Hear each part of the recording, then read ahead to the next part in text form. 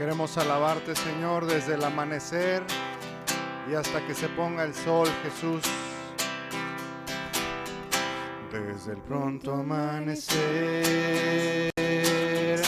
hasta que se ponga el sol, alabar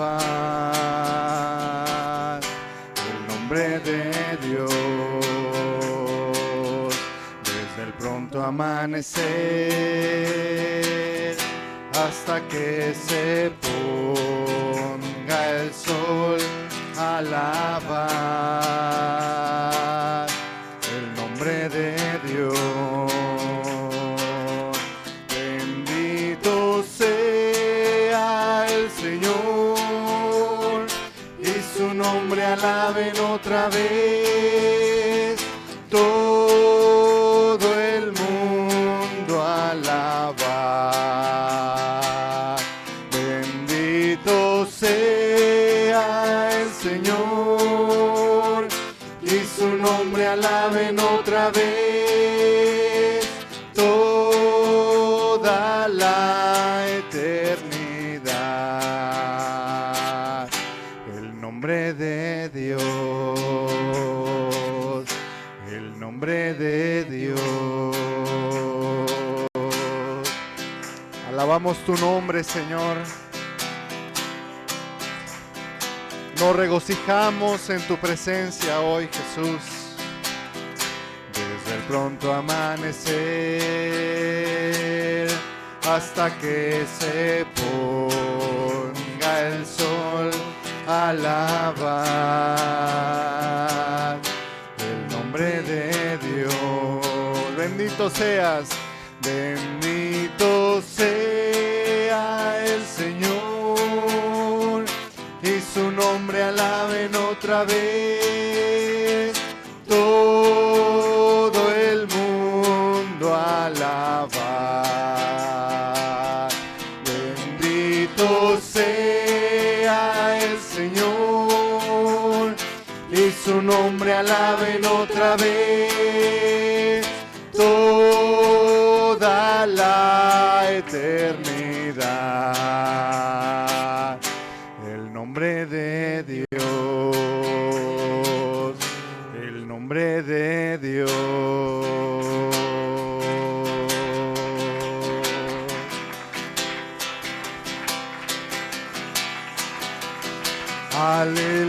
Aleluya, aleluya, aleluya, Jesús es Rey, aleluya, Jesús es Rey, aleluya, aleluya, aleluya, Jesús es Rey, aleluya, Jesús es Rey, aleluya,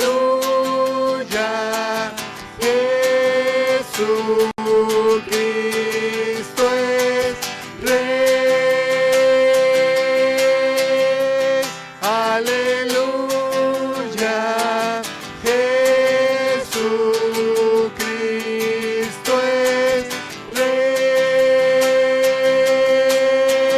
al Rey de Reyes todos los pueblos se someterán.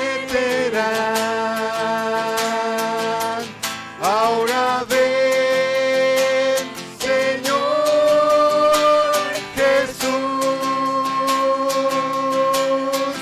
al Rey de Reyes todos los pueblos se someterán. Aleluya.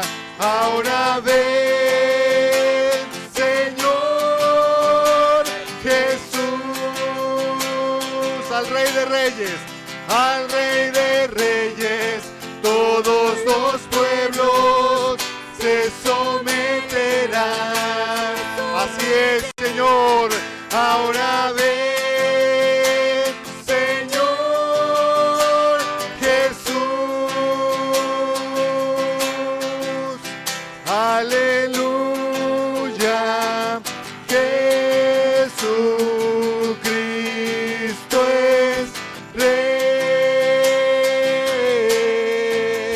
aleluya.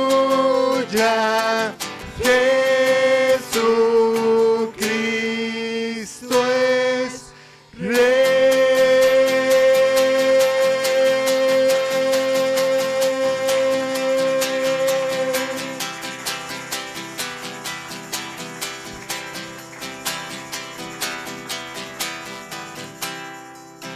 Padre, toda persona, todo pueblo, toda lengua, tribu y nación se someterán a tu voluntad, Señor, a tu señorío, Jesús.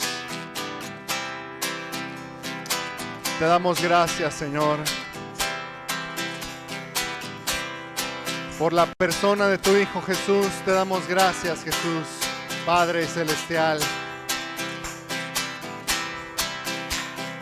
Padre, te damos gracias porque nos diste salvación. Amén, aleluya.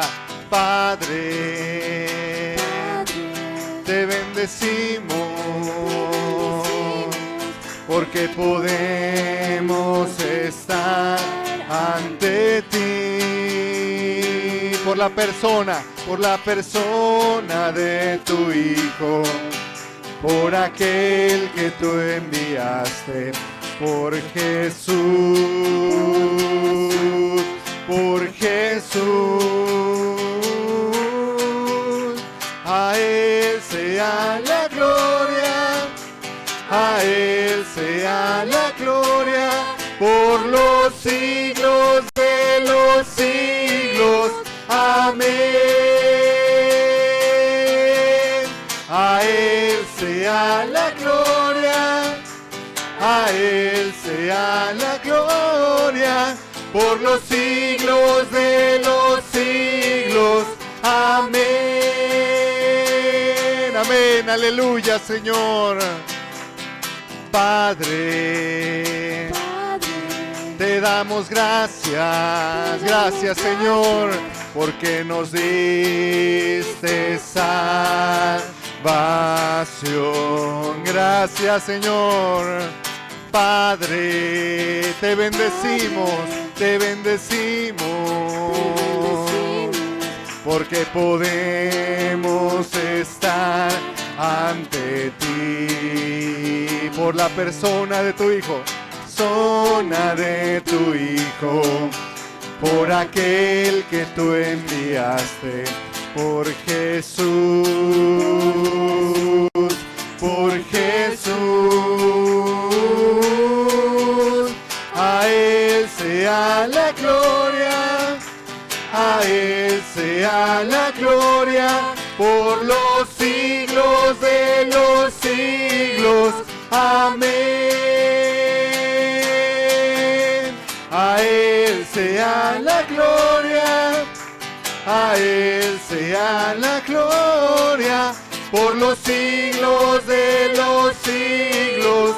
Amén, amén, aleluya. A Él sea la gloria, a Él sea la gloria, a Él sea la gloria, por los siglos de los siglos. Amén. A Él sea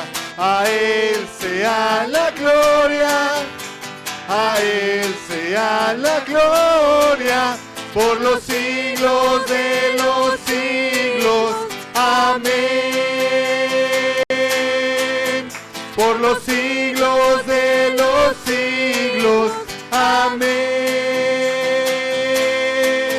Por los siglos de los siglos. Amén. Por los siglos de los siglos. Amén. Por los siglos de los siglos. Amén.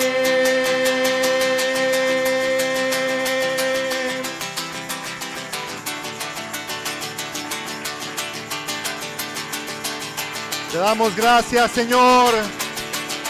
Te alabamos y te bendecimos, Señor. Te damos gloria, Señor. Te damos la honra, la alabanza, Señor. Padre, nos rendimos ante ti, Señor, solamente, Jesús, porque tú mereces la gloria y la honra, Señor.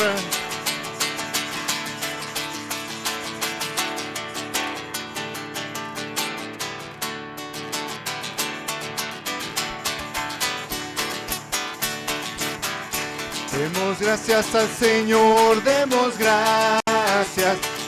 gracias por su amor. Demos gracias al Señor, demos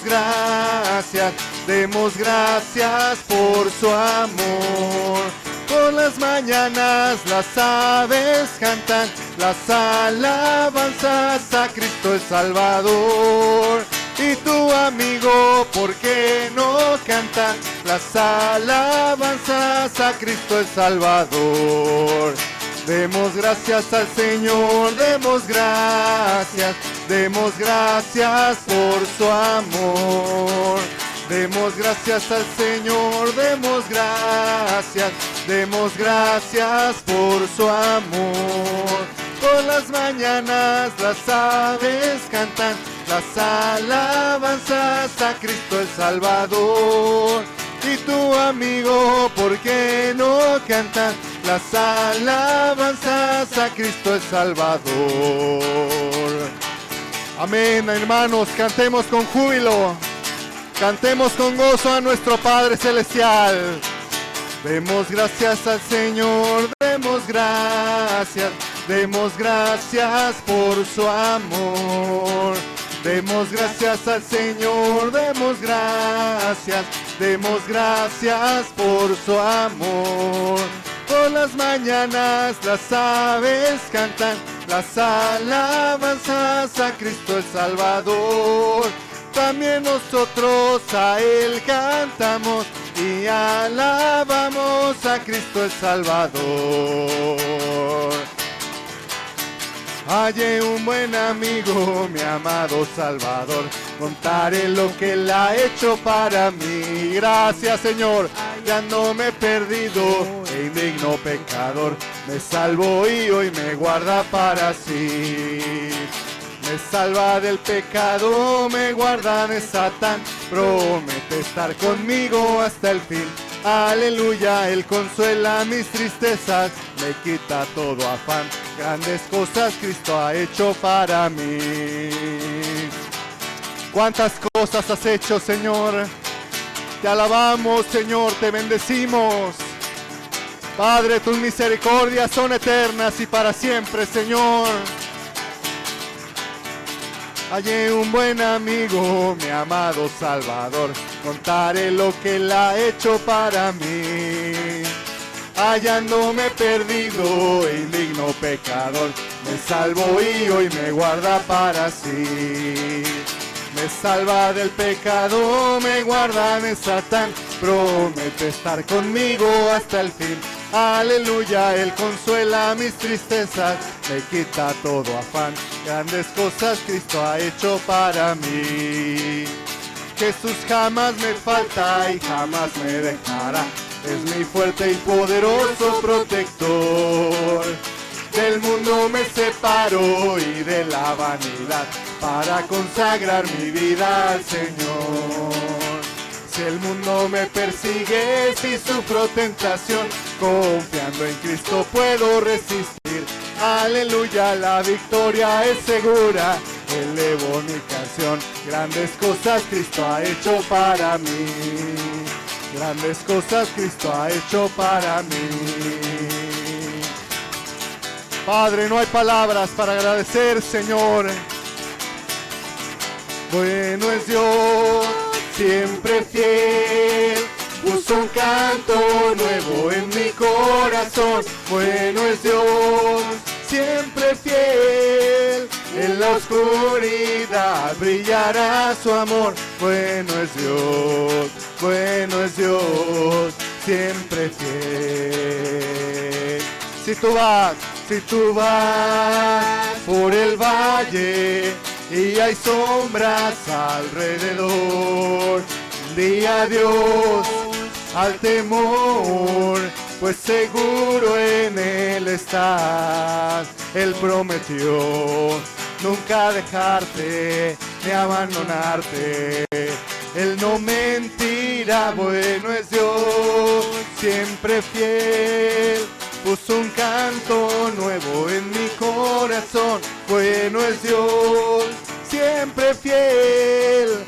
En la oscuridad brillará su amor, bueno es Dios, bueno es Dios, bueno es Dios. Grande es Él, bueno es Dios, bueno es Dios, siempre fiel. Te alabamos, Señor, por tu fidelidad. Grande eres tú, Señor Jesús. Alaba al Señor y canta aleluya, canta aleluya. Alaba al Señor y canta aleluya, canta aleluya. Aleluya, aleluya, aleluya. Alaba al Señor. Alaba al Señor y canta aleluya, canta aleluya. Alaba al Señor y canta aleluya, canta aleluya. Aleluya, aleluya, aleluya. Alaba al Señor. Te alabamos con todo el corazón, Señor. Alabaré, alabaré, alabaré a mi Señor.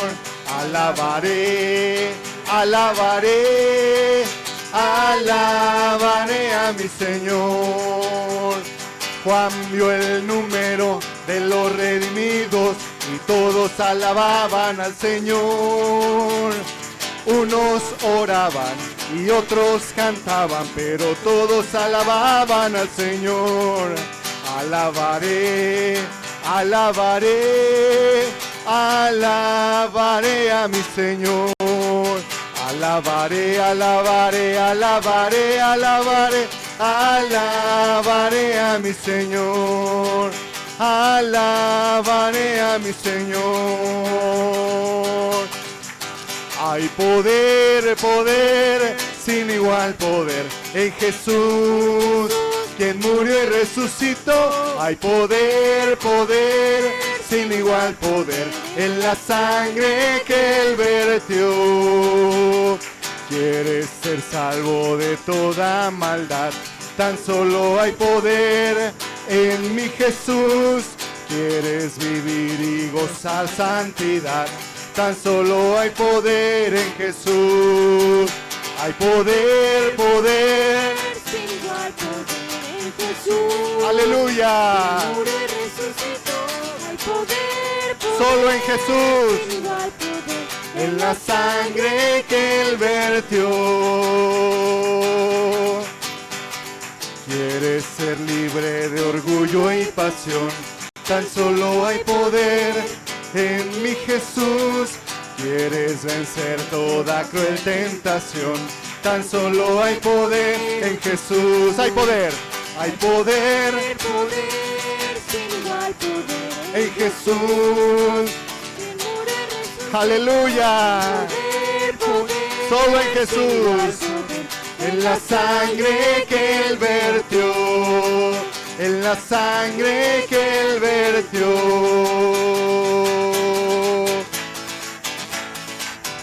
¿Dónde está el Espíritu de Dios? Hay libertad, hay libertad. ¿Dónde está el Espíritu de Dios? Allí siempre hay libertad.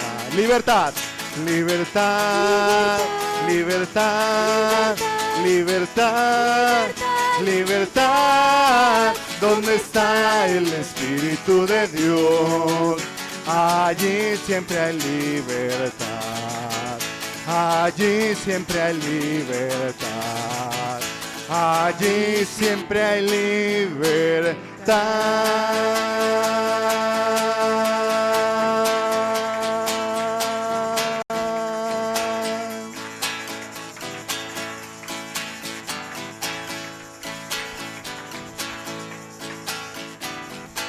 Solamente en tu Espíritu Santo hay libertad, Señor. Es la misma libertad, Señor, que nos impulsa a cantar con júbilo, Señor. Te amamos, Jesús.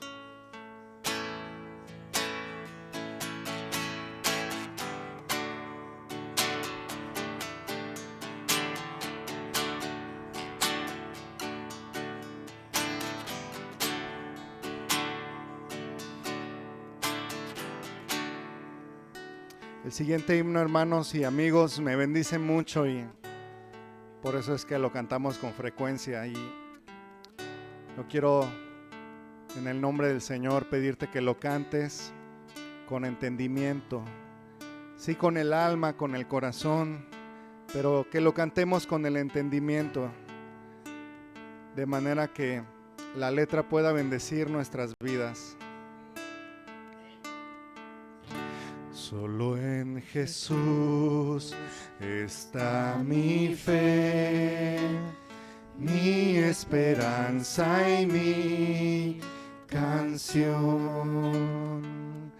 Piedra angular, firme sostén, inconmovible en la aflicción. Cuán grande amor, inmensa paz, en el temor o adversidad.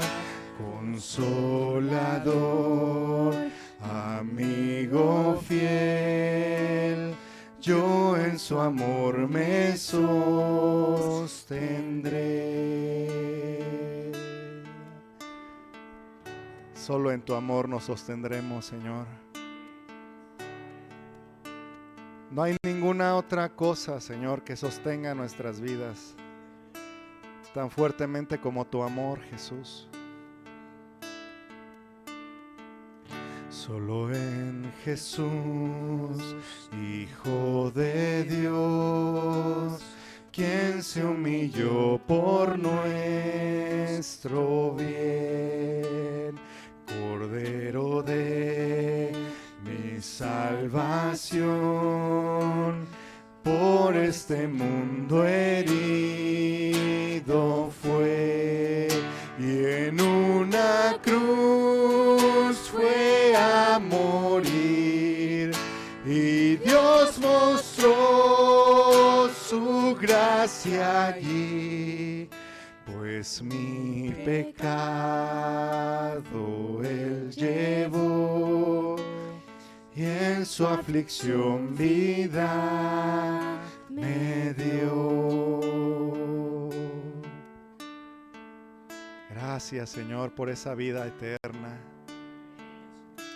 que no merecemos, Señor Jesús, que en tu aflicción nos la diste, Señor, llevando nuestro pecado en esa cruz, Señor. En un sepulcro ahí yació el cuerpo inerte del Señor, mas el tercer día llegó, resucitó en gloriosa cruz, y al triunfar sobre el mar, perdió el pecado potestad. Del suyo soy y el mío es, pues con su sangre me compró. Gracias, Señor.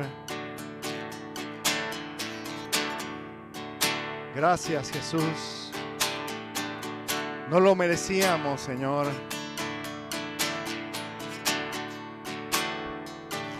Desde el nacer hasta el morir, sea el poder de Cristo en mí. No te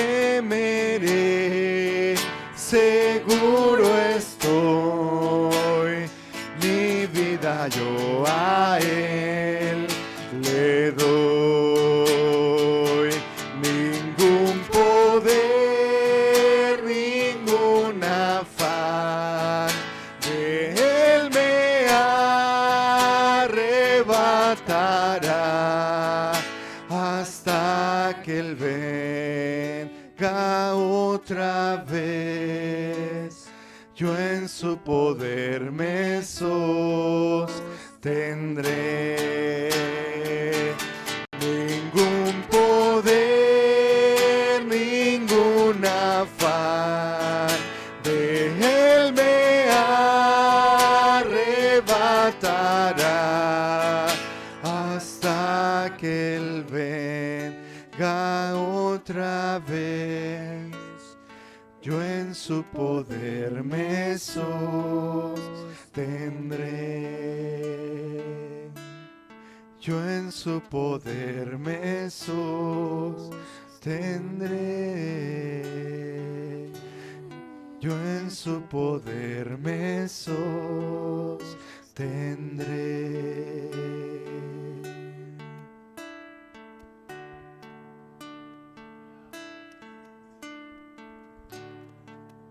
Padre, cuánto esperamos en ti, Señor Jesús. Toda nuestra vida, Señor, todo lo que somos es, Padre, hecho en ti, Señor. Esperamos en ti, Señor, porque nuestra esperanza eres tú, Señor. Tú eres nuestra fe, Señor.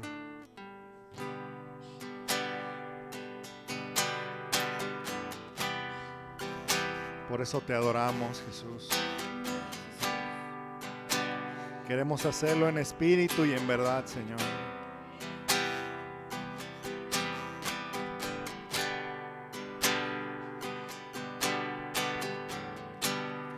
Te adoraré.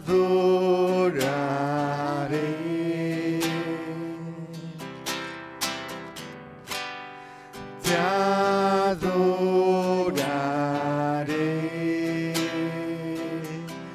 Mi rodilla ante ti doblaré,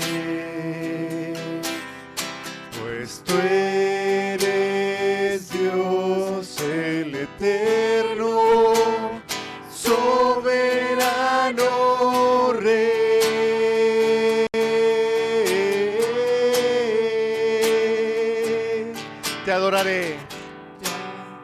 Te adoraré, te adoraré, te adoraré.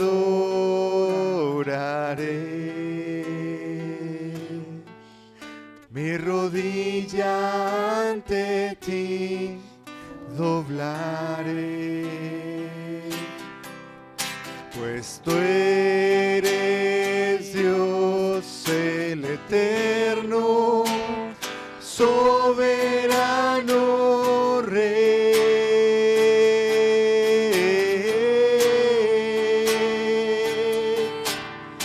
Al Rey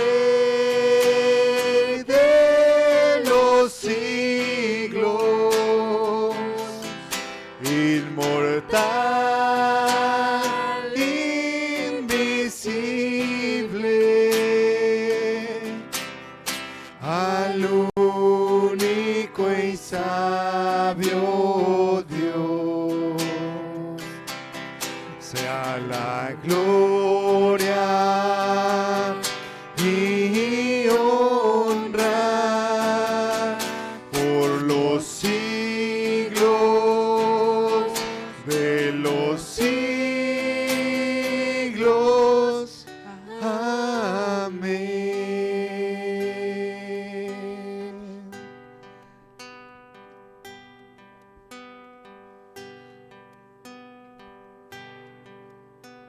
Al Rey de los siglos, inmortal, invisible, al único y sabio Dios, sea la gloria y honra por los siglos de los siglos. Amén.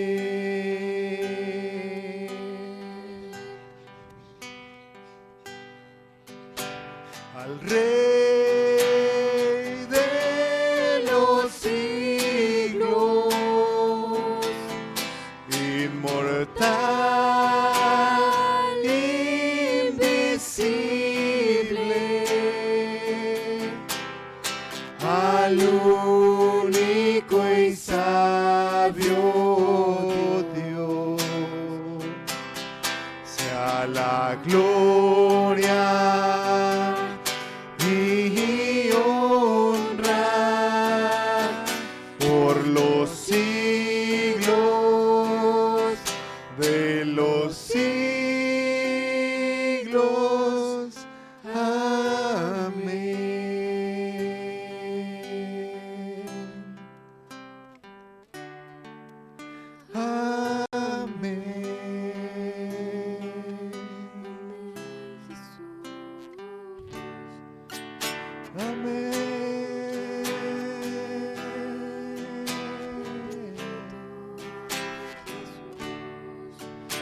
Al Rey de los siglos. Amén.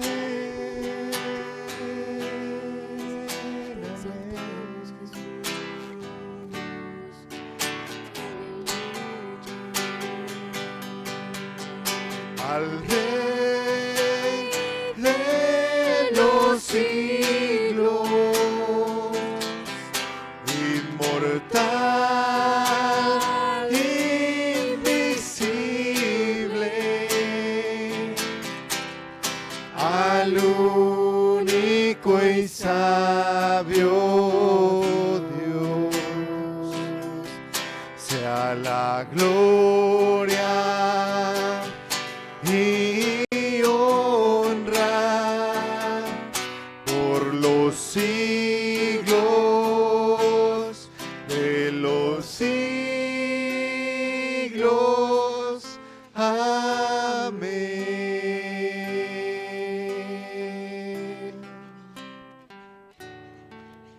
Amén.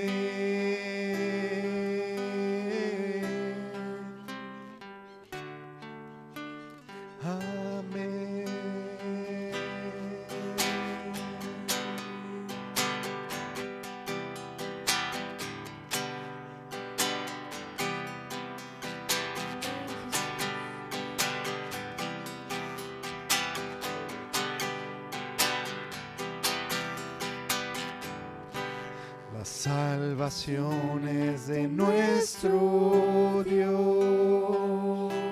Aleluya. Está sentado sobre su trono. Aleluya, Señor, tú reinas. Y al Cordero de Dios sea la gloria, sabiduría, honor y todo poder. Sea nuestro Dios, sea nuestro Dios, ahora y siempre. Sea nuestro Dios, ahora y siempre. Sea nuestro Dios, ahora y siempre. Amén.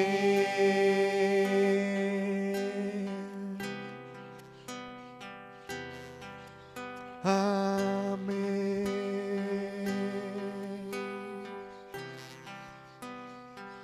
Toda la gloria sea para ti, Señor. Ahora y siempre, Señor. Por los siglos de los siglos, Señor. y tu iglesia, Señor, reinando contigo, Señor. Tu iglesia gloriosa, Señor. Y los redimidos cantarán en poder y en unidad.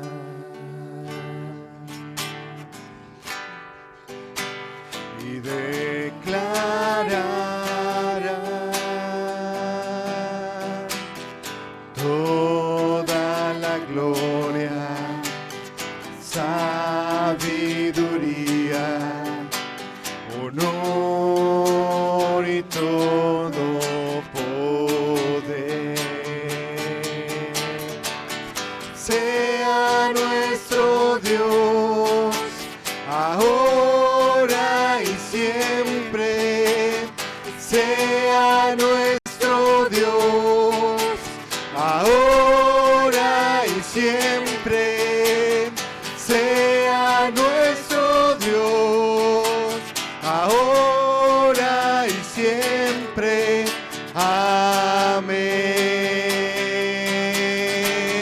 Sea nuestro Dios ahora y siempre, sea nuestro Dios ahora y siempre, sea nuestro Dios ahora y siempre.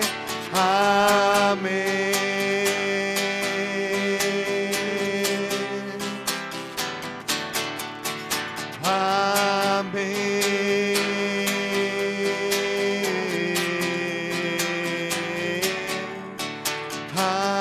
Amén. Sea nuestro Dios ahora y siempre, sea nuestro Dios ahora y siempre, sea nuestro Dios ahora y siempre. Amén.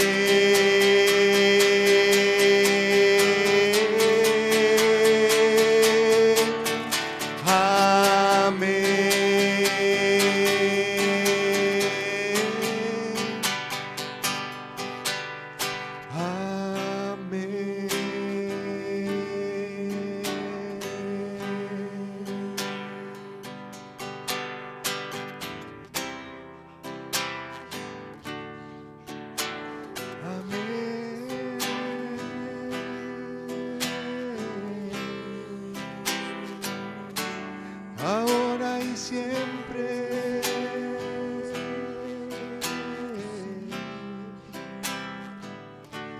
a ti la gloria, Jesús.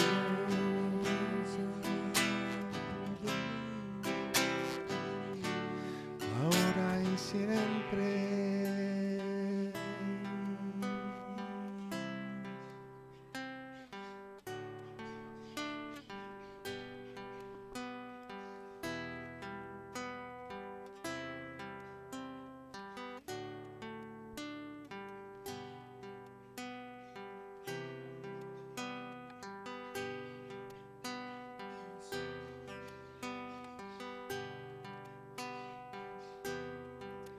Gracias, Señor. Te damos la gloria a ti, Señor, ahora y siempre. Por la eternidad, Señor. Porque tú eres digno, Señor.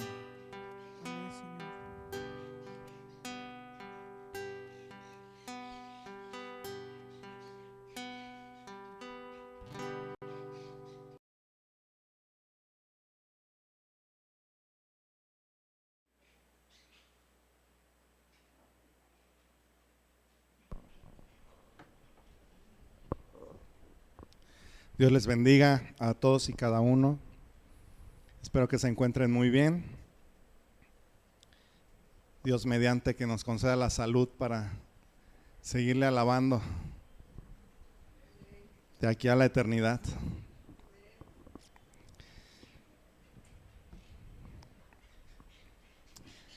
Porque Él es bueno, ¿no, hermanos? Nuestro Dios es grande, poderoso. Él es bueno.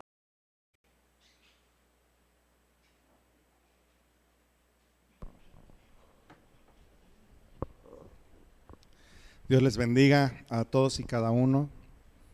Espero que se encuentren muy bien. Dios mediante que nos conceda la salud para seguirle alabando de aquí a la eternidad.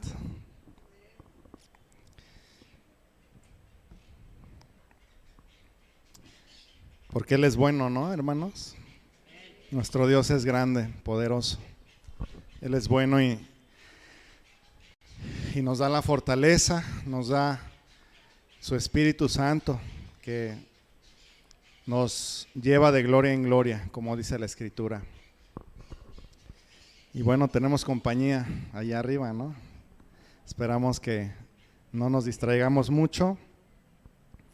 Y bueno, vamos a hacer una oración para pasar a la palabra. Te damos gracias, Señor, porque Tú nos has visitado el día de hoy. Padre, así lo entendemos y estamos seguros, Padre, porque dice tu palabra que donde hay dos o más reunidos en tu nombre, ahí estás tú en medio de ellos, Señor. Y hoy vemos aquí muchos, Señor, Padre, que queremos buscar tu rostro, Señor. Queremos hoy entender tu palabra. Queremos hoy, Señor, entender el mensaje. Ayúdanos, bendícenos, Padre, te lo pedimos en el nombre de Jesús. Amén y amén. Bueno, pues vamos a continuar con las enseñanzas que estamos viendo acerca de las Escrituras. Como defensores de nuestra fe, ¿cómo es que explicamos el por qué creemos que la Biblia es verdadera? Yo no sé si ustedes se han encontrado en alguna situación allá afuera, pues que de repente quizás fue alguna experiencia que no se esperaban y alguien les dijo, pero ¿cómo tú sabes que la Escritura es verdadera? ¿Cómo tú sabes que esos hombres que la escribieron fueron inspirados por Dios? ¿Qué elementos tienes tú para demostrar que la Escritura es confiable, es verdadera? Bueno, eso es lo que estamos viendo en estos estudios. Y yo sé que han sido un poco densos, ¿verdad? Voy a procurar con todas mis fuerzas hacerlo muy entendible, muy sencillo, ¿verdad? Y hoy justamente vamos a hablar de las aportaciones que ha hecho la ciencia para entender que la Escritura es confiable. Y hay una ciencia en especial que aporta confiabilidad a las Escrituras, y esta ciencia es la arqueología. La arqueología ha aportado, y sobre todo en los últimos años, evidencia de que la Escritura es confiable. Pero antes de hablar sobre esas cosas, esas evidencias arqueológicas, vamos a terminar de ver la confirmación por medio del texto histórico que estábamos viendo hace 8 días. Nos faltaron 2 aspectos solamente, que es la prueba de la evidencia interna y la prueba de la evidencia externa. ¿Sí? ¿Qué son estas cosas? Bueno, en primer lugar, la prueba de la evidencia interna son aquellas verdades que la Biblia afirma tener por sí misma. Al decir la prueba de la evidencia interna es que este libro que tenemos en las manos afirma algunas cosas en las cuales nosotros hemos puesto nuestra fe. Entonces la prueba de la evidencia interna no es más que saber o entender si esas cosas que afirma la Escritura pueden ser confiables, ¿no? pueden ser confiables. ¿Y de qué manera se puede demostrar? Bueno, la ciencia dice, y sobre todo la historiografía dice, que cuando un texto afirma ser algo o afirma tener algo importante, bueno, la prueba de la evidencia interna es aquella que dice, bueno, ¿se contradice o no se contradice el texto? ¿Hay errores importantes o no los hay? Entonces, cuando el texto no tiene contradicciones fuertes, aparentes, y cuando el texto, ¿verdad?, no tiene errores o imprecisiones muy marcadas, se dice que esa prueba ha sido pasada, que el texto ha pasado la prueba de la evidencia interna. Entonces, ¿qué dice la Escritura? Bueno, es posible que tú hayas escuchado a personas hacer declaraciones como las siguientes que te voy a decir. En el Antiguo Testamento, las poblaciones de los ejércitos a veces se estiman de manera distinta en diferentes lugares. Es decir, por ejemplo, las guerras del Antiguo Testamento, ¿verdad?, que dicen que fueron en cierto lugar, ¿verdad? Otros textos sí lo dicen, pero lo dicen, lo datan en otra fecha, ¿sí? Por ejemplo, o a lo mejor pudiste haber dicho, bueno, escuchado decir, un pasaje del Éxodo dice que Dios abrió el Mar Rojo, pero otro pasaje dice que fue un viento el que abrió el Mar Rojo. Te vas a encontrar con declaraciones como esas, o como la siguiente: el orden cronológico de la vida de Jesús no es igual en dos de los evangelios. ¿Ustedes saben en qué evangelios se narra la cronología de Jesús? De su genealogía. ¿En cuáles evangelios se narra su genealogía de Jesús? En Mateo, y el otro en Lucas, ¿sí? Y yo no sé si ustedes han observado esos dos pasajes que traen una cronología distinta, o sea, traen una genealogía diferente. Pero eso no quiere decir que se contradigan. Hay respuesta para eso también. Pero si tú no lo has investigado, no lo has entendido, y viene alguien y te dice, ¿sabes qué? Pues la Biblia, ahí hay una clara contradicción. Entonces el texto no es confiable porque no pasó la evidencia interna. No, espérame. No es que el texto no sea confiable, sino que en un evangelio trae la genealogía de Jesús a través de José, y en otro evangelio trae la genealogía de Jesús a través de su madre María. ¿Verdad? Pero a ver, si no lo sabes, entonces ¿qué vas a responder? ¿Cómo le vas a demostrar a la gente que la Biblia es confiable? ¿Verdad? Ahora, hay otras afirmaciones que dice, bueno, un relato de la resurrección dice que las mujeres que fueron al sepulcro vieron 2 ángeles, y otro dice que solamente había un ángel. Entonces, ¿cómo está eso? ¿Sí? Entonces, para todo hay respuestas. Para todo hay respuestas. Y bueno, aquí en este lugar y en esta ocasión no vamos a alcanzar a dar todas esas respuestas, pero hay libros magníficos, ¿verdad?, que nos ayudan a dar y clarificar esas respuestas. Entonces, si tú no has conseguido libros, tú sobre todo que piensas evangelizar allá afuera, y si no has conseguido algunos libros de apologética, ¿verdad?, pues sería bueno que los empezases a adquirir, ¿no? Hay un libro muy bueno que les recomiendo, que es de Norman Geisler, que se llama Cuando los críticos preguntan. Y bueno, yo les digo una cosa: si hubiera grandes contradicciones que no pudiesen ser explicadas fácilmente, o que no nos dejaran dormir, pues no estaríamos aquí hablando de la palabra de Dios como la palabra confiable de Dios, ¿sí? Entonces, nuestra confianza está en esa veracidad y en esa confiabilidad de la Escritura. Y esa confiabilidad se basa en la autoridad de Jesús y en su punto de vista, no en mi capacidad para explicarte las situaciones y las cosas, aunque tratamos de hacerlo con fidelidad, ¿sí? Ahora, ¿cuáles son esos argumentos que la Escritura clama por los cuales debiera ser confiable y por los cuales hay evidencia interna de que es confiable? ¿Cuáles son esos argumentos? Bueno, vamos a ver solamente 3 pasajes, aunque hay muchísimos más, pero por razón del tiempo no los vamos a ver todos. Pero por ejemplo, vamos a ver Lucas capítulo 1, del 1 al 3.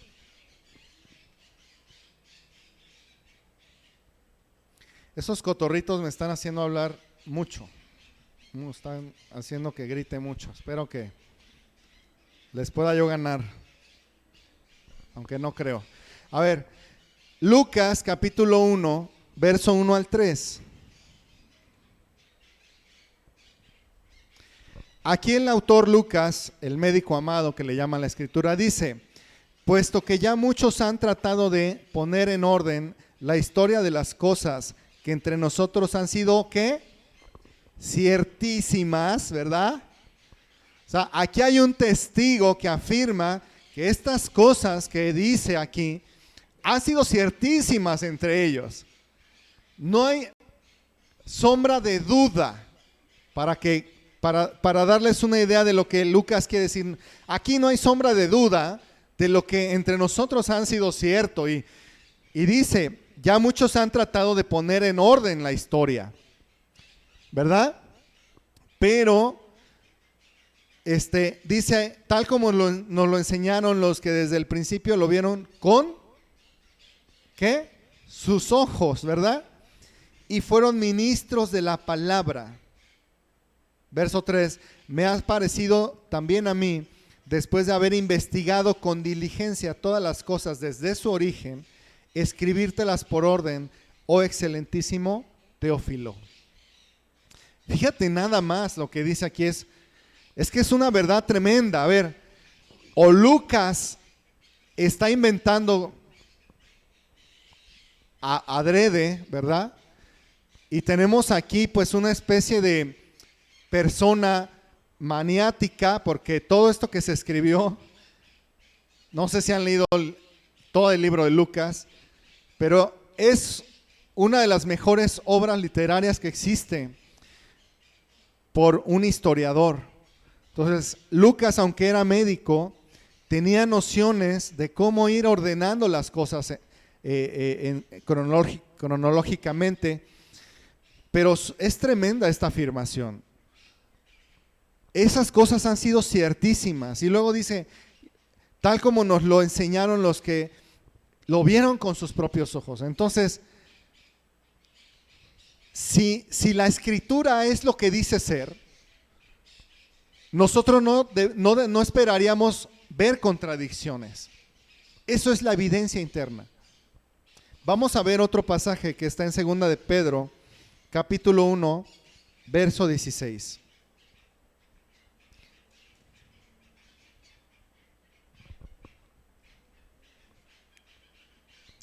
Porque no os hemos dado a conocer el poder y la venida de nuestro Señor Jesucristo, siguiendo fábulas artificiosas, sino como habiendo visto con nuestros propios ojos su majestad. Aquí está un testigo directo que es el apóstol Pedro, y luego dice, pues cuando él recibió de Dios Padre honra y gloria, le fue enviada desde la magnífica gloria una voz que decía, este es mi Hijo amado, en el cual tengo complacencia. Y luego dice, y nosotros oímos esta voz enviada del cielo cuando estábamos con él en el Monte Santo. O sea, si la Biblia clama para sí misma una credibilidad. Y luego dice, Primera de Juan, capítulo 1, verso 3.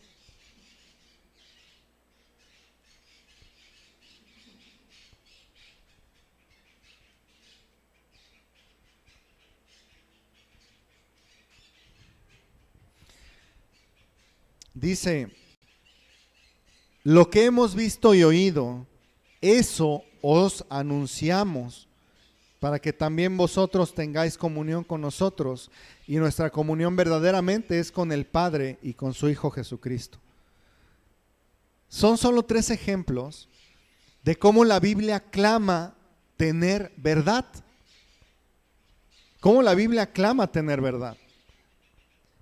Entonces, si Dios mediante demostramos que la Biblia no tiene contradicciones, entonces debemos darle el beneficio, por lo menos el beneficio de la duda, y decir, bueno, puede ser que sí sea verdad. No dar por hecho que es falsa, como aquellos que vienen y dicen, es que eres un fanático porque lees la Biblia y mira, la Biblia tiene muchas contradicciones. A ver, muéstrame las contradicciones. Tú debieras estar preparado como un apologista cristiano que eres, porque la Escritura dice que estemos siempre preparados para presentar defensa.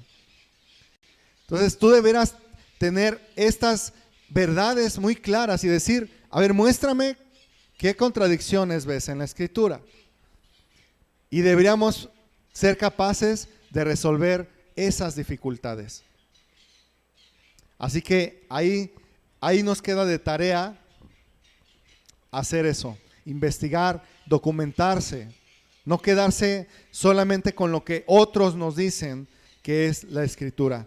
¿Sabes qué? Los predicadores primeros del Evangelio sabían el valor del testimonio de primera mano y apelaban a ese testimonio una y otra vez. El testimonio de primera mano es importantísimo. Cuando tú vas al doctor, el doctor primero te pregunta qué es lo que sientes. Y si tú dices, tengo un dolor de cabeza, ¿verdad? El doctor, con ese testimonio que tú le das y ese simple, sencillo testimonio de dolor de cabeza, no te puede dar un diagnóstico certero. Te pregunta más cosas.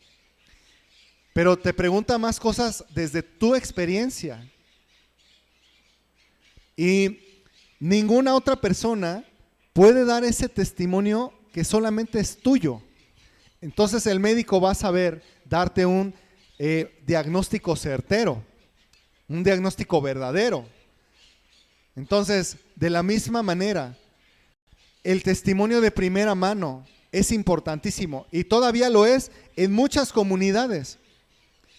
Mis abuelos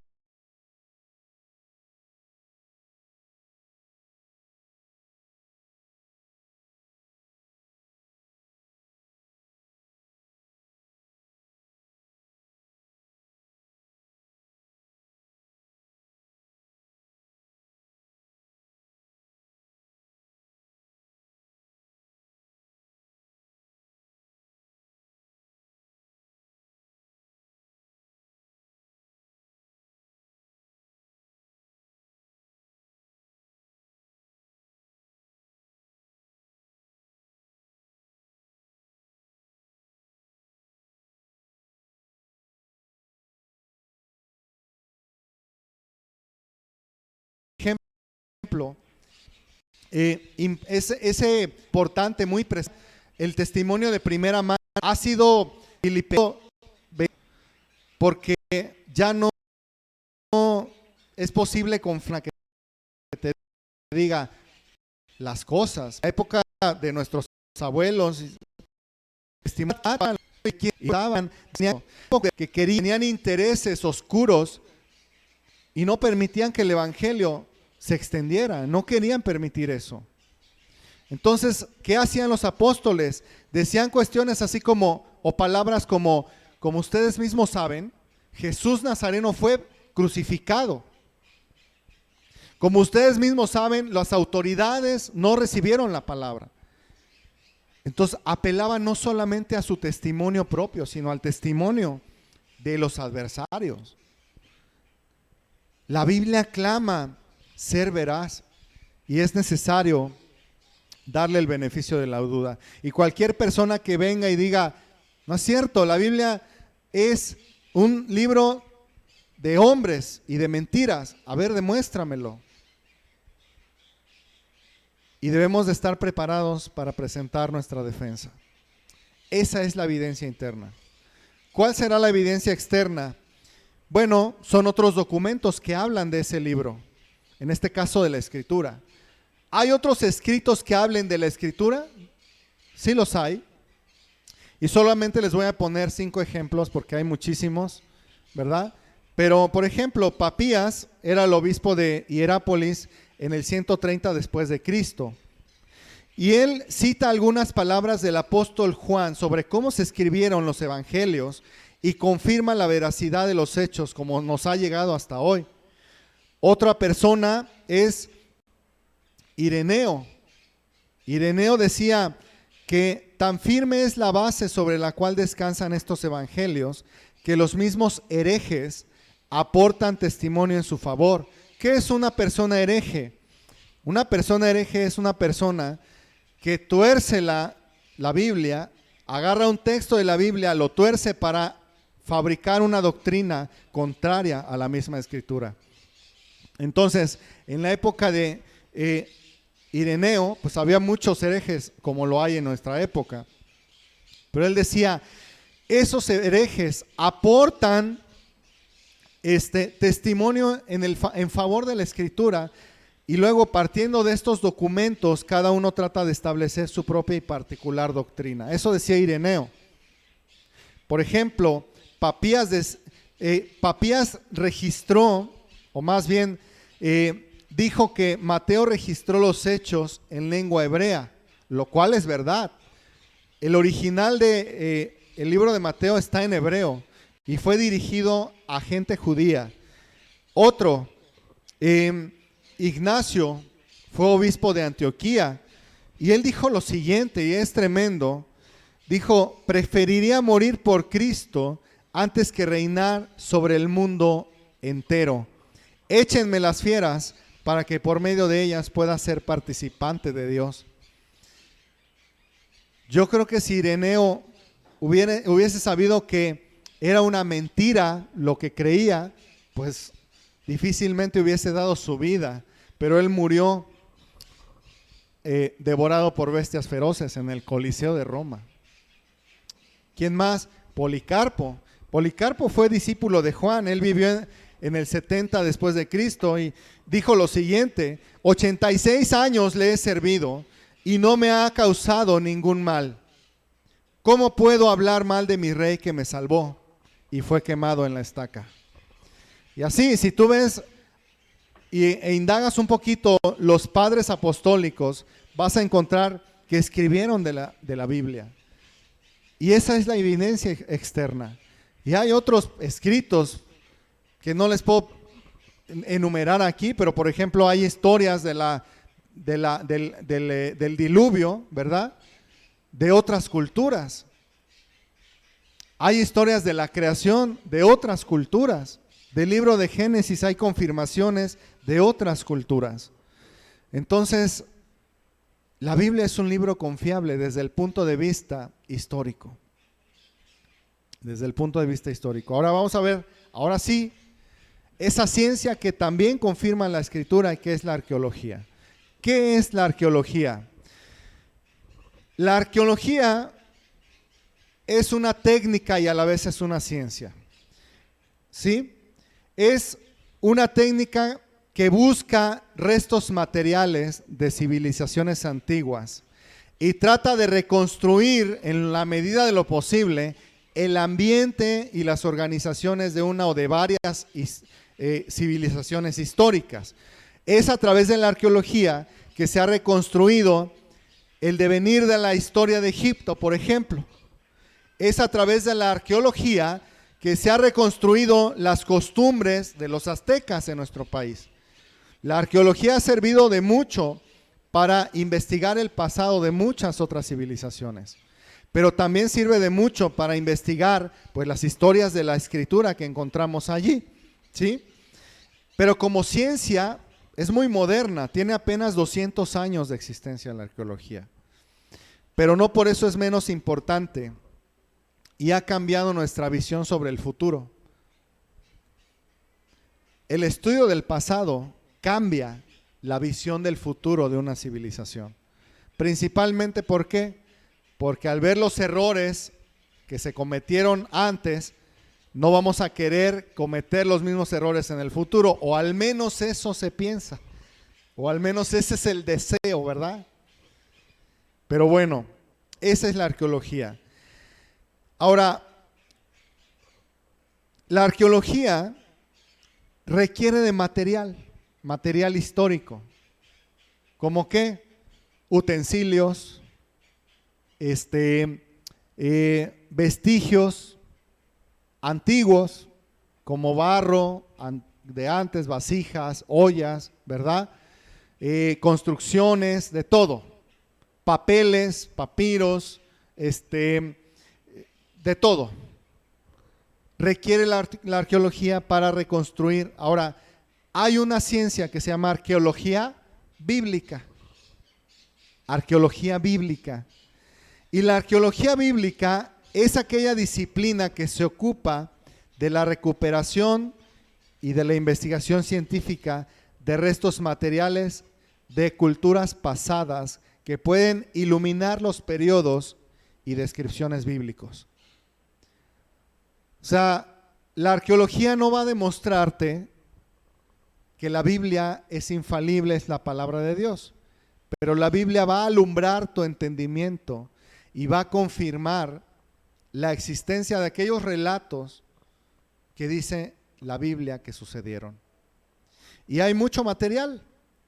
Ahorita vamos a ver qué materiales se han encontrado. Entonces, la razón de esta arqueología bíblica, pues radica en que nos permite tener un conocimiento científico de los pueblos que habitaron las llamadas tierras santas, las tierras bíblicas, de su historia, de su cultura, de su identidad, sus costumbres, sus desplazamientos, ¿sí?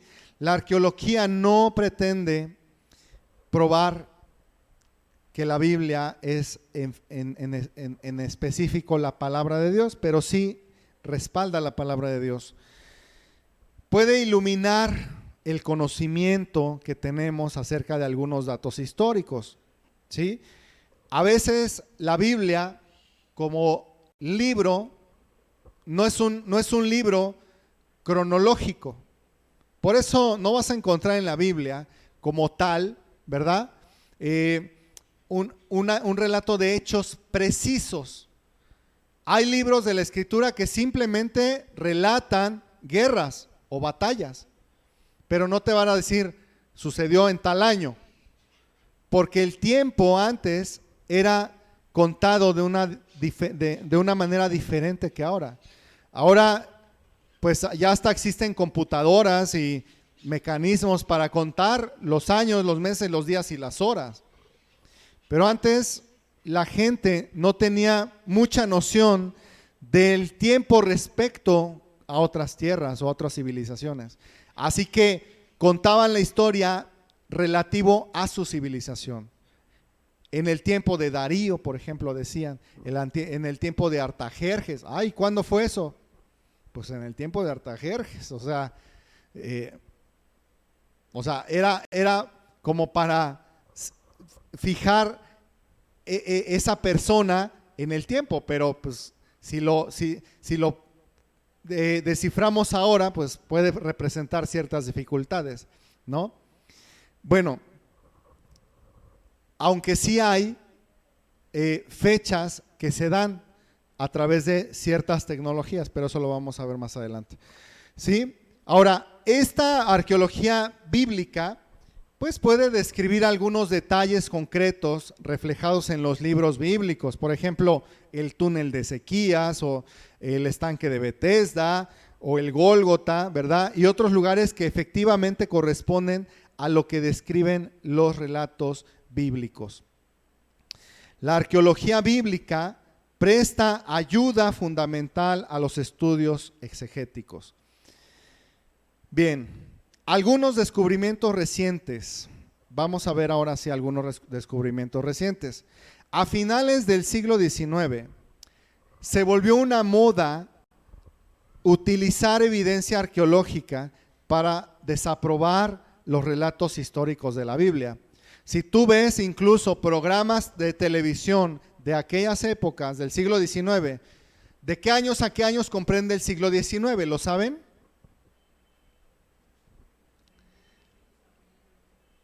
Del 1900, ¿verdad?, al 1999.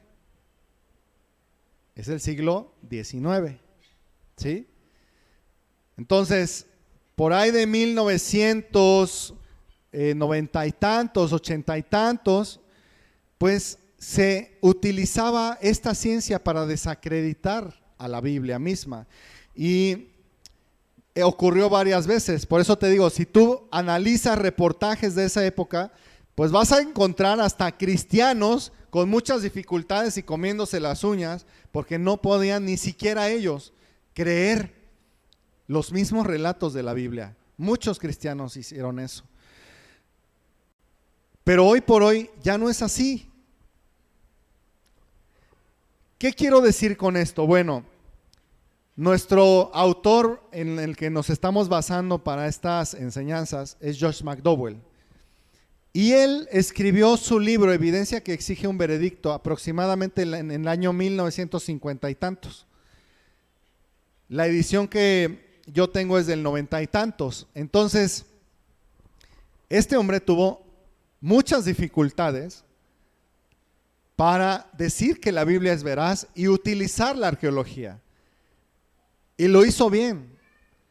Por lo tanto, pues es un acto, digamos, muy valioso lo que él hizo para demostrar la veracidad de las Escrituras. Y desafortunadamente no registró algunos descubrimientos posteriores como los que les voy a mencionar. Por ejemplo, en 1993 se descubrió la estela de Tel Dan. Tenemos una imagen. Esta estela es una piedra sobrescrita que se descubrió entre el 93 y el 94 durante excavaciones llevadas a cabo en Tel Dan, en el territorio de Israel, al norte de Israel.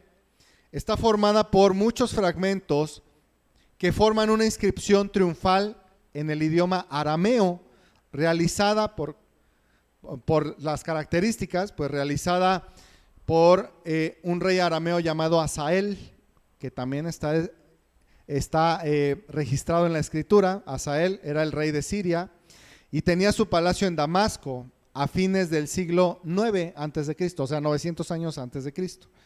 Este rey, en esta estela, alardea de sus victorias sobre el rey de Israel y su aliado, el rey de la casa de David. Ahora, ¿por qué es importante esta estela? Porque en ella se menciona por primera vez a David como rey, la casa de David.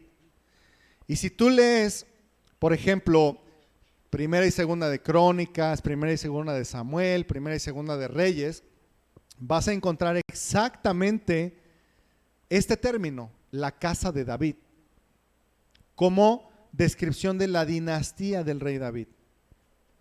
Estos escritos corroboran el relato bíblico del segundo libro de los Reyes, capítulo 3, del 1 al 27, por si quieren buscarlo en casa, ¿verdad? Segunda de Reyes 3, del 1 al 27. Ahí está la historia del rey Hazael,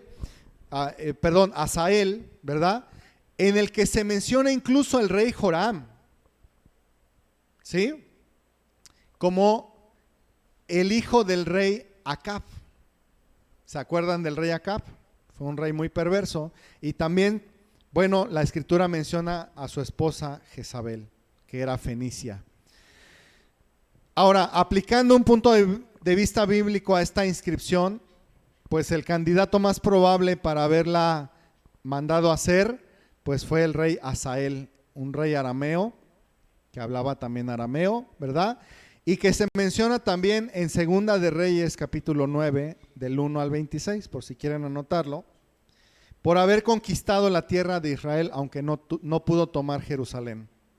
Ahora, esta inscripción de Tel Dan generó importantes debates, porque había arqueólogos y científicos que de facto se niegan a reconocer la veracidad de las escrituras. Pero al final de cuentas, ¿verdad? Aunque se se le acusaba de falsificada y muchas otras cosas, pues ahora ya se reconoce como una piedra genuina y bueno, relativa a la dinastía de David y al reino arameo de Damasco. Luego, otro descubrimiento. En 1996 se descubrió la inscripción de Tel Mikne con el nombre de la ciudad filistea de Ecrón y una lista de sus reyes. Otro descubrimiento, en 1997 se descubrió el antiguo monasterio de Catisma. En el 98 se descubrió la sinagoga de Jericó, datada en el 75 a.C., ¿sí?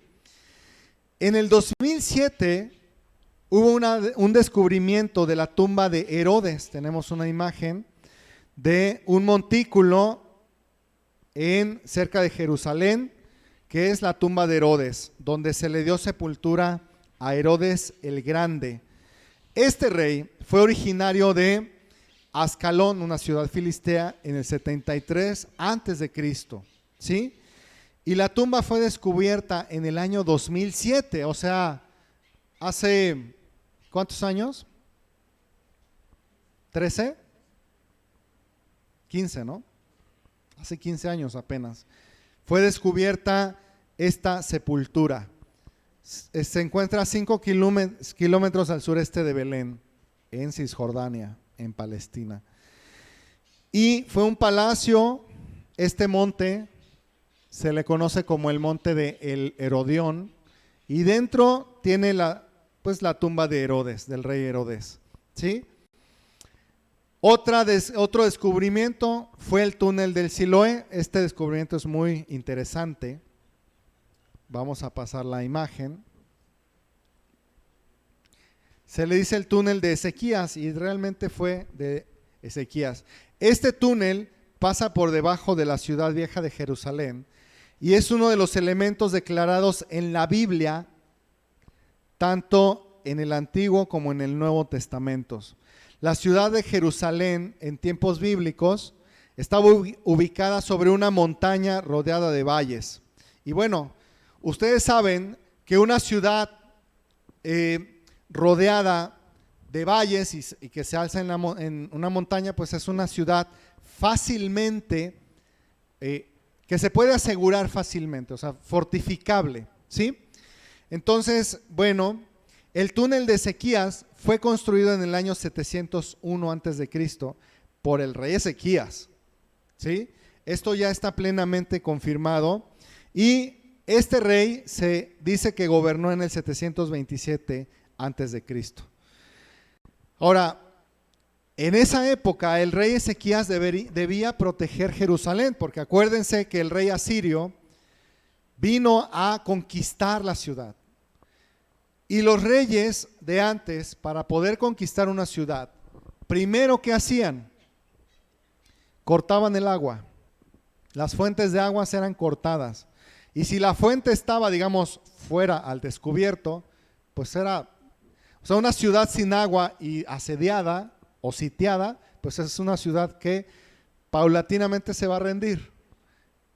Eventualmente, quiero decir. Y bueno, al final de cuentas, si no se rinde, van a terminar muertos de sed los habitantes. Pero Ezequías tuvo la previsión de construir este túnel por debajo para tener la ciudad abastecida de agua potable. ¿Dónde se menciona esto en la Escritura? Se menciona en Segunda de Crónicas, capítulo 32, del 1 al 5, y en el verso 9. Segunda de Crónicas, capítulo 32, verso 1 al 5 y en el 9. Otro descubrimiento interesante es la barca de Pedro.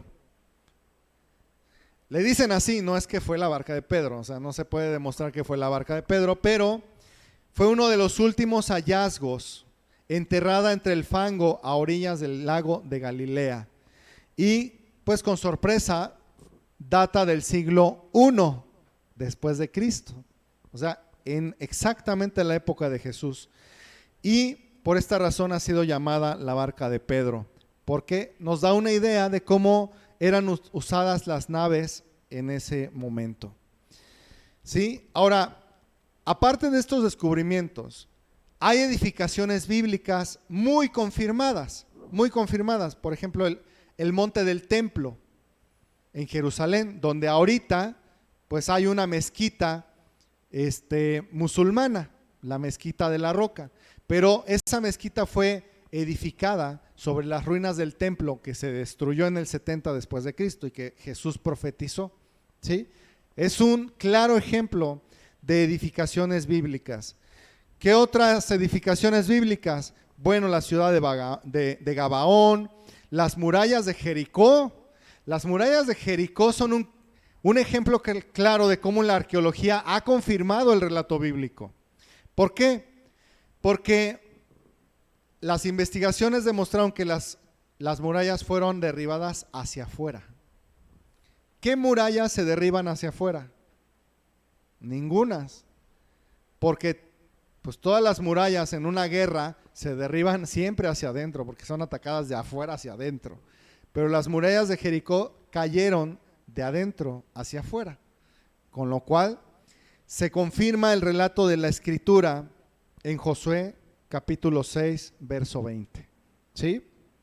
Ahí dice que el muro se derrumbó y el pueblo subió luego a la ciudad, cada uno derecho hacia adelante, y la tomaron. Es interesante.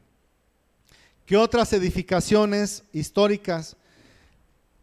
En la Escritura se menciona que la ciudad de Laquis fue capturada gracias a una rampa de asalto, y esa rampa de asalto fue descubierta recientemente.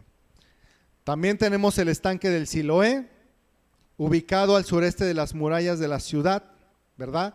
Que ese estanque es el receptor de las aguas del túnel de Ezequías. También tenemos el segundo templo que amplió Herodes el Grande. También tenemos el templo de Siquem, datado en la edad del bronce y que se menciona en Jueces capítulo 9. También tenemos túmulos localizados al occidente de Jerusalén, ¿verdad? Y que pues son del tiempo de la monarquía de Judea.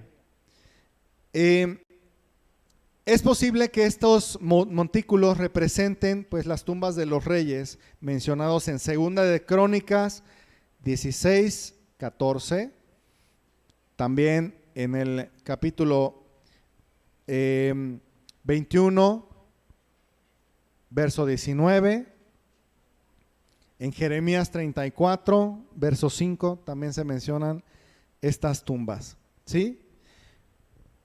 Otra edificación importante pues es el templo de la gran, bueno, así le decían ellos, la gran Diana de los Efesios, el templo de Artemisa que está en la ciudad de Éfeso. Y así, hay muchas edificaciones del mundo de Oriente Medio y que corresponden a relatos bíblicos. Ahora, ¿cuál es el propósito final de estos estudios que estamos viendo? A mí me interesa no solamente que conozcamos datos y lugares, es interesantísimo. Bueno, a mí me apasiona mucho, no sé a ustedes, pero la historia a mí me gusta y sobre todo ver cómo la Escritura se confirma a través de estos hallazgos. Pero el propósito principal de estos estudios es que, mira, si tú que eres cristiano puedes convencer a alguien de que la Biblia es tan confiable como los demás libros históricos, sometida a prueba como cualquier libro histórico, entonces el próximo paso es ayudar a la gente a ver lo que dice el testimonio histórico sobre el carácter de Dios. Es decir, si tú puedes demostrarme a mí que la Escritura es confiable, lo siguiente es convencerme de que también las palabras de la Escritura son confiables. ¿Sí se entiende? Ese es el propósito. Entonces, si yo no demuestro en su momento, y si yo no confío, y si no tengo elementos yo para pensar que donde tengo mi fe es confiable, De nada sirve que yo salga y le diga a otras personas, oye, confía en Dios, la Biblia, mira, acá y allá, si yo no estoy convencido. La Biblia históricamente enseña que Jesús es real. Ese es el propósito. Y la Biblia no enseña que Jesús solamente fue un buen maestro. ¿Qué enseña de Jesús la Biblia? Que es profeta, que es Dios, que es la salvación y la esperanza del mundo. Y si la Biblia es confiable, yo también puedo confiar en eso. Y no solo eso, puedo confiar en las profecías que vienen en la Escritura. Si yo sé que la Biblia es confiable, puedo confiar por completo en ella, para poner nuestra confianza ahí. Porque la confianza de un cristiano no puede estar basada en revelaciones, no puede estar basada en mitos, en leyendas, no puede estar basada en la experiencia de otros. Mi confianza está basada en mi experiencia sobre la Escritura. Y yo te pido que no bases tu confianza en lo que yo te digo hoy, aunque es muy útil, pero que bases tu confianza en tu propia experiencia con respecto a la Biblia. Que dependas de la palabra de Dios para tu vida espiritual. Que dependas por completo de ella, no de lo que aquí se diga solamente. Porque aquí podemos decir cosas muy buenas, pero no hay como depender de la Biblia misma para tu vida, para tu caminar, ¿sí? Bueno, vamos a ver algunas refutaciones de acusaciones comunes hacia la Biblia. Vamos a ver algunas acusaciones comunes y cómo contradecirlas y cómo refutarlas y cómo echarlas abajo. Hay muchísimas, pero solamente vamos a ver algunas. El propósito de esto no es poner la fe en el conocimiento, sino tener herramientas para que tu conocimiento experimental de Dios sea más fuerte, ¿ok?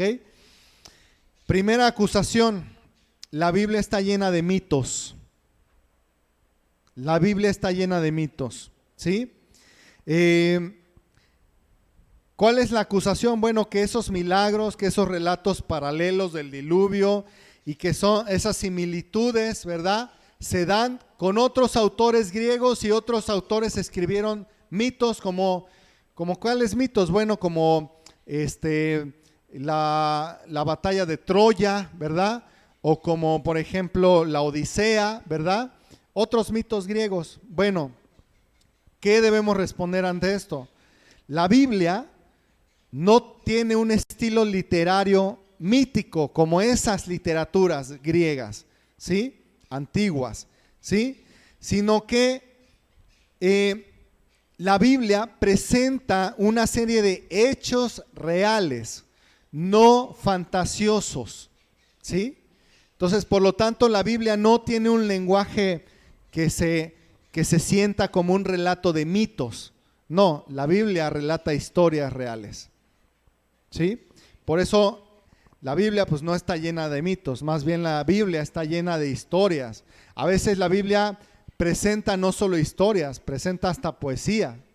La Biblia no solo presenta historia y poesía, también presenta, ¿verdad?, hechos proféticos, hechos futuros. Entonces, no, la Biblia no es un libro de mitos. Número 2, la Biblia está en conflicto con la ciencia, ¿sí? Este es un desafío grande para nosotros, pero no es imposible de sobrepasar. La Biblia, la respuesta es que la Biblia describe la naturaleza desde una perspectiva experimental a simple vista. O sea, la Biblia no te va a decir, mira, la flor en el campo se da por el efecto del nitrógeno en la tierra y entonces la flor absorbe el nitrógeno, va creciendo y a través del agua se dispersa a través de todas sus raíces. No te va a decir eso la Escritura, porque no es un libro de ciencia, no es un libro de biología. La Biblia te va a presentar los hechos desde el punto de vista de la persona que escribió esos hechos, ¿sí? El método científico, te voy a decir una cosa, es incapaz de examinar cualquier afirmación histórica. ¿Por qué? Porque el método científico como tal busca demostrar con pruebas de ensayo y error que algo es cierto. Por ejemplo, el ensayo es que yo puedo tener hambre, ¿verdad? El ensayo es que, bueno, mi estómago siente un dolorcito por ahí, así como una sensación, y yo digo, ¿qué será? ¿Qué será? ¿Verdad? Y con preguntas, tú me puedes decir, ¿comiste hoy en la mañana? Pues poquito, ¿verdad? Un atole. A lo mejor entonces lo que tienes es hambre. Y mañana a la misma hora se repite lo mismo, pues es hambre. Y pasado lo mismo, entonces ya se demuestra que lo que tengo es hambre, pero es a través de la prueba, de algo palpable. Los hechos históricos, en cambio, se demuestran a través de los testimonios orales. Así es. ¿Y el testimonio oral es válido en la ciencia? Claro que sí. ¿Y lo que dicen los historiadores será válido y los biógrafos? Sí. Solo hay que demostrar que no tienen contradicciones en sí. Entonces, la Biblia no es un libro de ciencia, pero la ciencia misma, como ya lo vimos, aporta evidencia de que la Biblia es confiable, ¿sí? Otra acusación, pues es que la Biblia no es históricamente exacta. Cuando aparece nueva información histórica, pues esta información puede menoscabar la credibilidad de la Biblia en lugar de reafirmarla, dicen algunos. Bueno, ¿como cuál? ¿Qué información histórica ha menoscabado la Escritura? O sea, ha desacreditado la Escritura. ¿Qué información histórica de otros autores ha contradicho la Escritura? Aquí el desafío para quien diga esto, pues es que demuestre que algún texto histórico ha podido contradecir a las Escrituras. Lo que hemos visto a través de todos estos estudios es que, al contrario de desacreditar la Biblia, la afirman, ¿sí? Al contrario de desacreditarse, la Biblia se afirma a través de esos otros documentos históricos. Y así, hay muchas acusaciones, pero no es malo que tú digas, a ver, tu pregunta es buena, pero debe haber una respuesta para ella. Déjame averiguar. Nos vemos aquí dentro de 8 días, ¿verdad? Y te traigo la respuesta. Entonces vas e investigas y traes la respuesta. Porque a todo hay respuesta. Solo es cuestión de investigar un poquito. ¿Ok? Bueno, en conclusión y para terminar, como cristianos, pues debemos rendirnos a la verdad de la revelación de la palabra de Dios, ¿sí? Y la Biblia en sí nos lleva a Cristo al final de cuentas. Toda la Escritura tiene una unidad en su mensaje, y esa unidad en su mensaje es Cristo. Entonces, si la Biblia es confiable, Cristo es confiable. Amén. Toma en cuenta lo siguiente. Si surgen preguntas que no puedas responder, recuerda que siempre hay respuestas ingeniosas para ellas. Y como te dije, está bien decir, espérame, lo voy a averiguar y te traigo la respuesta. Número 2, no asumas que tu amigo incrédulo aceptará que la Biblia está llena de autoridad. No asumas que a quien tú le prediques automáticamente va a admitir que la Biblia tiene autoridad. tú tienes que irle demostrando que la Biblia tiene autoridad. Número 3, no discutas como si la Biblia no tuviera autoridad, porque a veces tenemos miedo y las preguntas nos abruman. Como se dice, ¿verdad? Conserva la calma, serénate, ¿verdad? Y trata de analizar lo que te están preguntando, y si no tienes la respuesta, vuelve a decir, espérame, debe haber alguna respuesta para tu pregunta, pero no discutas como si, ay, y termines diciendo, es que debes de creer en la palabra de Dios porque si no te vas a ir al infierno, usando el miedo. No, ¿ok? Cuando describas tu visión de las cosas y del mundo, tienes derecho a hacerlo según tus propias reglas, y eso incluye la autoridad de la Biblia.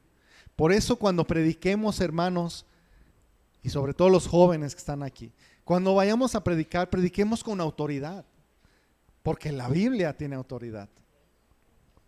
Número 4, abre tu Biblia con aquellos que estás conversando y comparte con tus hermanos tus nuevas investigaciones. Y busquen en la Escritura la confirmación y estudien la Biblia juntos, porque esa experiencia va a enriquecer el conocimiento de uno o de otro. Y siempre es bueno, cuando tú entiendas algo de la Biblia, compártelo con tu papá, con tu mamá, con tu familia, con tus hijos, con quien te encuentres. ¿Por qué? Porque aún el hablarlo hace que el conocimiento quede aquí. Si solamente lo entiendes y dices, ay, qué bueno, qué padre, ya te vas como si nada, eres como lo que dice Santiago, ¿no? Que te ves en el espejo y luego olvidas cómo eras, te olvidaste de ese conocimiento. No, compártelo. Cuando leas tu Biblia, hazlo con seguridad. Dios ha dicho que Él nos ha dado a conocer las Escrituras, y las Escrituras son la revelación misma de la voluntad de Dios. Entonces, cuando abras tu Biblia, pues hazlo con mucha seguridad y pon tu confianza en tu experiencia propia en la Escritura, no en la experiencia de los demás, sino en tu experiencia propia. Amén. Vamos a dar gracias y vamos a terminar.